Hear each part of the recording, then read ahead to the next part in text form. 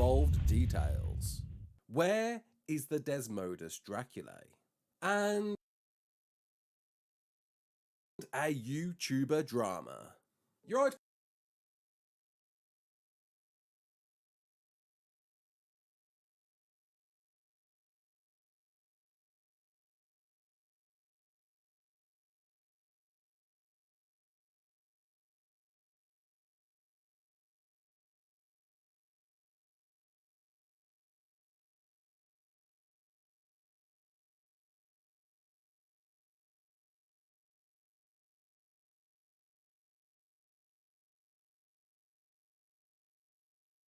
Kids, it's Ras Clark and welcome to your regular ARK community news. Before we begin, don't forget to hit that like button, subscribe, share around, and let's get into it. So, the Community Crunch dropped last night revealing our Love Evolved details. Finally, we know now what to expect, what's going on in the world of Valentine's love. Kicking us off on Wednesday, Feb the 9th through to Wednesday, Feb the 16th, we will get love. You will then have access to the event, all of its rates and cosmetics. What's interesting though is the date, and I'll get to that one in just a moment though, but let's go through what you can get in the event. Joining the event, skins we've seen before like the heart-shaped shield skin, the heart-shaped sunglasses skin, the Cupid Cooter bottom, Cupid Cooter top, halo headband, teddy bear grenades, bow and arrows, and Love Shackles new this year, we've got the Bear Hug swimsuit skin, Odd Couple swimsuit skin, and Sauropod Heart swimsuit skin. No overall big bodysuit like we've got with the Santa Claus and the Rex costume, sadly, but you know, more costumes are more costumes, more skins are more skins. We have got a new emote though, the Self Hug, where yes, you'll be doing lots of hugging yourself, as well as a new selection of chibis such as the Pelagornis, the now underloved Arca, the Gallimimus, the Karoko or otherwise Penguin, and the Lovebird. Assuming the Lovebird is the one shown in the fantastic new artwork created by, I'm guessing, Mr. Fuego once again, but I am a bit cautious about crossbreeding sheep with feroxes. I don't think you can do that, can you? Sorry, I don't mean sheep, I mean Shinehorns. They do look very similar though. And are we going to get half-bred versions with perhaps the body of a ferox, the head of a Shinehorn? Could it grow into a big, humongous, strong Shinehorn? Wouldn't that be cool? Don't think it is, just part of the picture, part of the fun. Love Evolved Valentine's, loving, hugging. That's the event.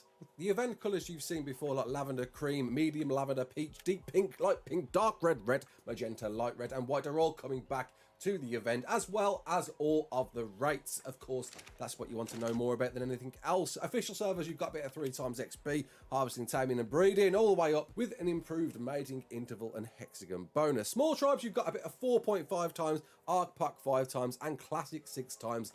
Lots of tasty rates for you out there if you're going to be on for the event, whereby in the event you need to get yourself plenty of chocolate boxes you get by breeding creatures together, and you've got a percent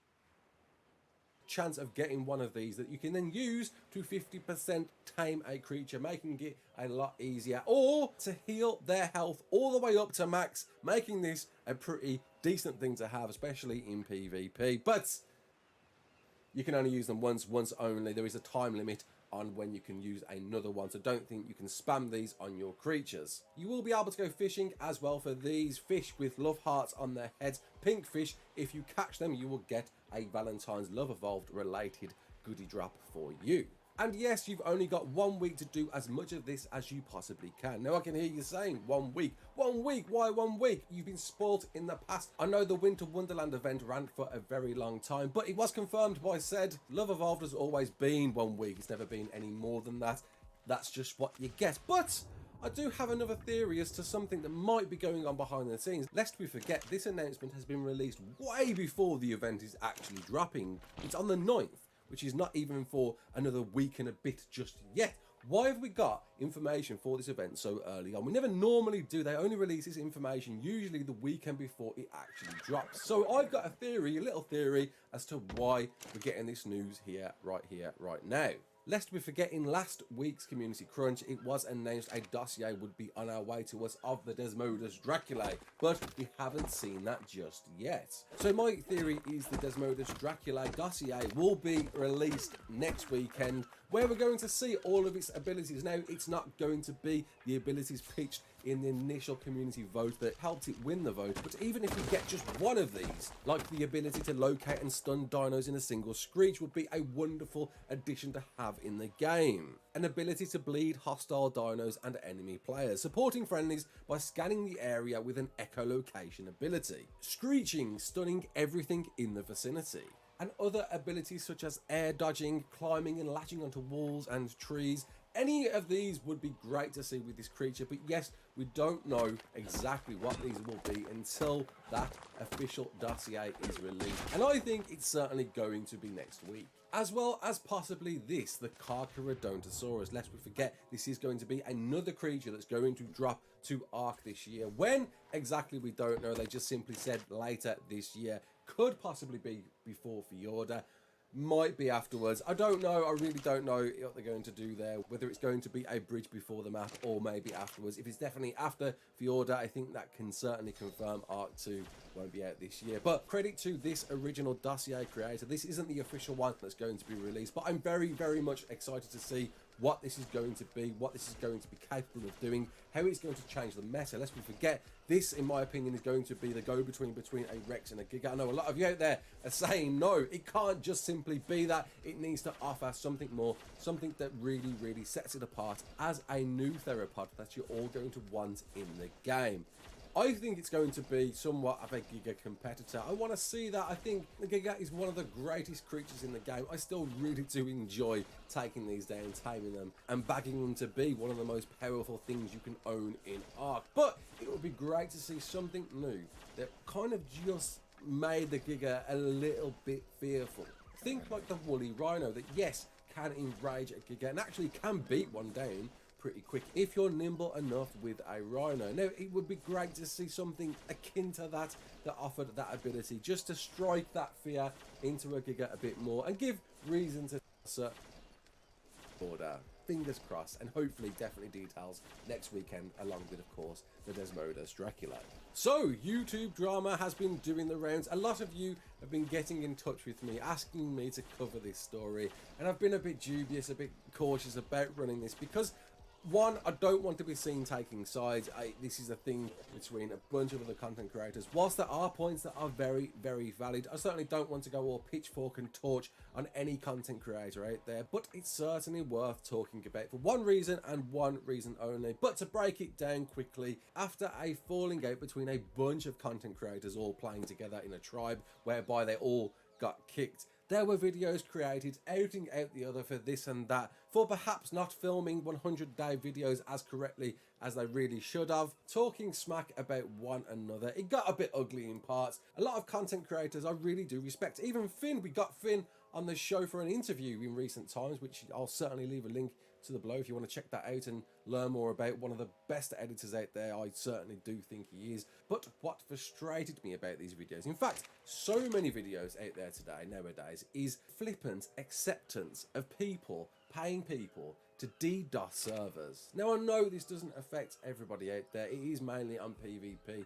and across officials and unofficials alike, and it just seems so accepted nowadays. Now, this could be because it's been years and years and years since DDoSing has been an issue in Ark, and it's never ever gone away. I know server providers have tried their best to compete against this ridiculous and really stupidly should be illegal thing that people are doing, and yet they are still winning time and time again. I've been through the process myself. I used to run an unofficial server where somebody, I'm guessing who I banned off the server, got somebody to DDoS the server repeatedly for weeks on end, and my server providers couldn't do a thing. They were trying their best to try and isolate the scenario, but the person that came through to stop it happening was another DDoSer. What? Why?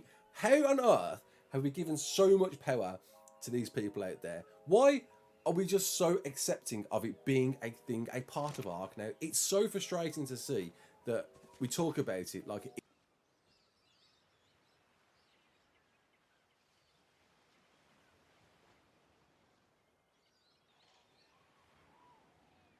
it's just a thing that happens in.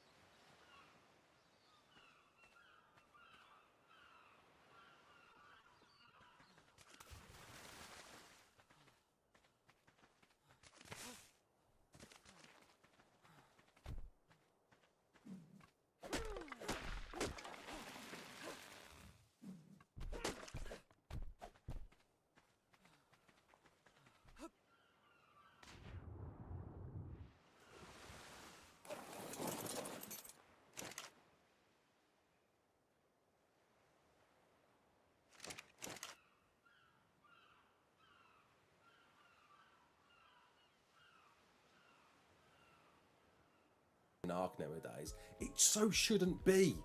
Why?